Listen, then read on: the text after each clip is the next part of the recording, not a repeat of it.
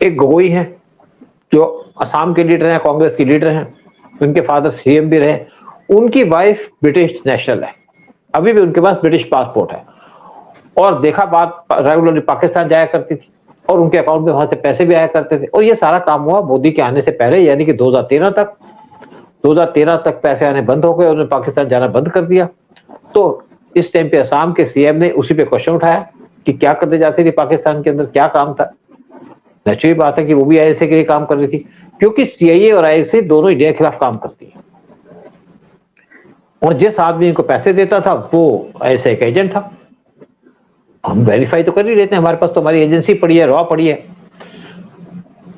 तो गोगोई साहब तो इस टाइम पे बचे हुए हैं क्योंकि पॉलिटिशियन है, तो पॉलिटिशियन को प्रिविलेजेस भी है। फिर एक और यहाँ पे लेडी की बात करूंगा, वो है सोनिया गांधी।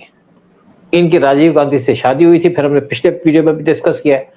शादी हुई थी 1968 में और इसने कहा, पहला काम जो कहा उन्होंने कहा जब इनकी शादी का दिन था, जब सुहाग रात में था, कि उन्होंने कहा आपको क्या गिफ्ट चाहिए, कहते मुझे इसरो के सेंटर में जाना है।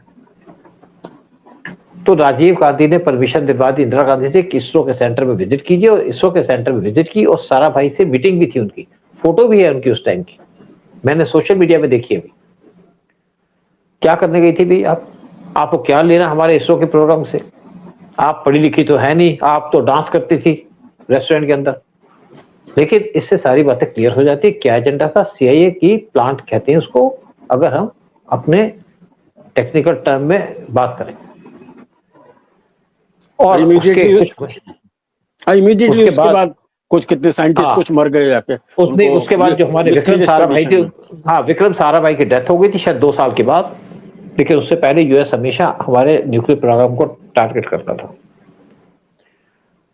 तो अब किस्सा सामने आता है कि वांगचुक के साथ क्या होगा, क्योंकि अब वांगचुक साहब तो जेल से बाहर आ गए, लेकिन उनको समझा दिया गया कि ना तो आपकी मदद कर पाएगा ऐसे ही, ना आपकी मदद कर पाएगी यूएस की डीप स्टेट। आपको इंडिया में रहना तो इंडिया की तरह रहिए, हिंदुस्तान की तरह रहिए, एक हिंदुस्तानी की तरह रहिए। तो ये भी कह दिया है वहां के एलजी ने कि आप यहाँ पे डिमॉन्स्ट्रेशन नहीं कर सकते, पीसफुल प्रोटेस्ट कीजिए, कोई बात नहीं, अगर आपके प्रोटेस्ट वायलेंट होंगे तो आपको दोबारा जेल में डाल दिया जाएगा। इनको एनएसए के अंदर बंद किया गया था, जिसके अंदर आपको 1 साल तक बंद किया जा सकता है बगैर इंक्वायरी के, बगैर किसी चीज के। लेकिन 170 दिन के बाद छोड़ दिया गया, जैसे आपने ठीक कहा कि एक म्यूचुअल एग्रीमेंट हो गया, क्योंकि नेचुरल बात है इनकी वाइफ बड़ी कोशिश कर रही थी, बार बार सुप्रीम कोर्ट जा रही थी, बड़े धक्के भी खा रही थी।